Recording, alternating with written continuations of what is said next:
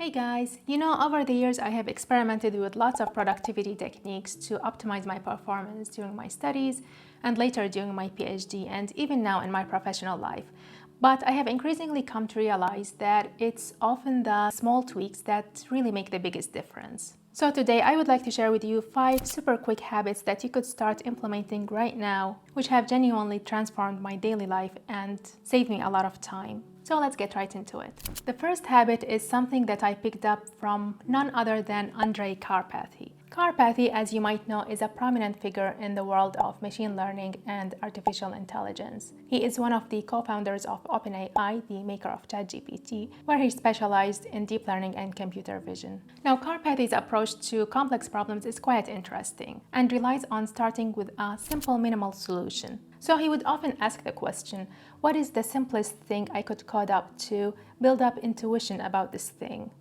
Simply coding up something quick and dirty to see how it behaves. And this is something that I apply a lot in my own life, and it makes things just infinitely easier. For example, when I was flirting with the idea of starting a YouTube channel, I like explaining things, and people say that I'm relatively good at it, and it's kind of a creative endeavor, which really appeals to me. But as you may or may not know, making YouTube videos requires a whole slew of skills and steps. From scripting to filming to video editing, which takes an absolute eternity, to titles and thumbnails, and it's a whole process. But just making a simple 8-minute video like this one takes over 20 hours of focused work to produce. And I had no idea about any of it.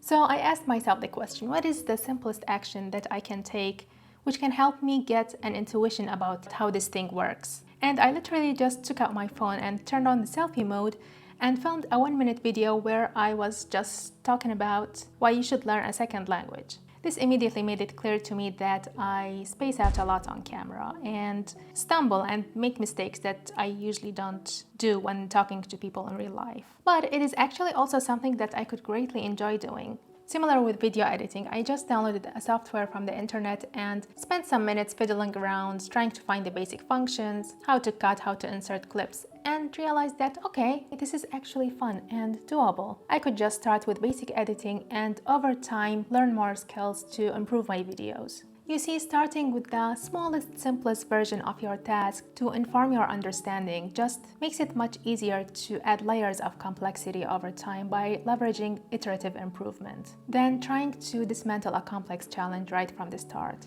Now, when you are faced with a seemingly complicated task, I find it incredibly easier to take a moment to break it down into smaller, clear steps and just write them down. For example, when I decided to make this video, in my head it was like, there are all these things I want to talk about, and where should I start, and does it even make sense, blah blah blah. But then I just paused for a moment, thought about it, and then realized there are only 5 key points that I would like to talk about, and all my thoughts could fit neatly into one of these points. By breaking it down, you create a clear roadmap of smaller tasks or milestones. This makes it easier to start because each component is simpler and requires less time and energy, so it seems less overwhelming. When you complete each small part, it's greatly satisfying and provides motivation to keep going. The next habit is about reducing the friction to getting to do the action, which simply means whatever obstacles that exist which could stand in the way of you acting on your intentions, try to mitigate them or remove them completely, even if they seem rather small and insignificant to you. For example, I find it a lot easier to stay consistent with exercising if I gather all the stuff that I need and put them in one place. I simply put everything that I need in my bag so that whenever I'm ready, I can just grab it and go. Similarly, it's a lot easier for me to stay consistent with tedious tasks like skincare when I have all the products that I need in just one place. So all I really need to do when I wake up is just jump into the action. You see, the idea of change is appealing to your conscious mind. Your brain logically recognizes that implementing change X is good for you and could give you more happiness and fulfillment. But the reality is that most of our actions are influenced by the subconscious mind, as studies continuously seem to suggest. And to the subconscious mind, the idea of change is not so appealing because it associates familiarity with safety. So it will do all that in its power to keep you from taking the action and making the change happen. Therefore, simply by reducing the friction to action, you reduce the gap between the familiar and the unfamiliar, which ultimately makes it easier to stick to consistent habits. The next habit is taken from the book Atomic Habits, which you might be already familiar with. But basically, the whole theory of the book is that implementing small habits over time has a compounding effect. So if you focus on 1% improvement every day in whatever aspect of your life, by the end of the year, you will be 37 times better at that thing. And the 2-minute rule is an example of that.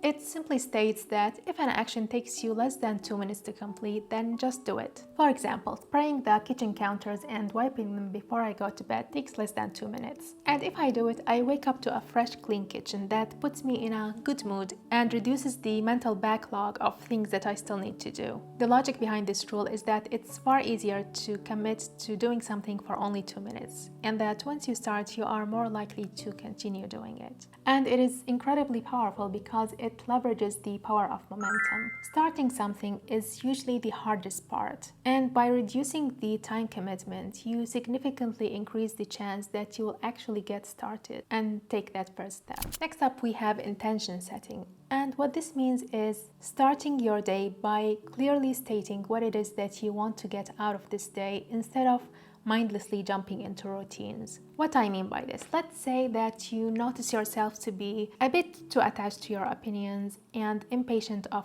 others during meetings at your work. So setting an intention could mean that you actively decide to be more open-minded and patient in your meetings on that day. Or if you are writing a book or a thesis, setting an intention for the day could mean that you deeply actually focus on writing instead of just going through the motions. By setting intentions, you are more present with the action instead of treating it as a routine task, which means that you are more likely to act intentionally and make choices that could move you towards your goals in a more meaningful way. Now, if you would do me a favor and just start implementing any of these very simple habits of your choice, I can guarantee you it will introduce positive changes into your life. So if you enjoyed this video, you might also enjoy this video that I picked for you.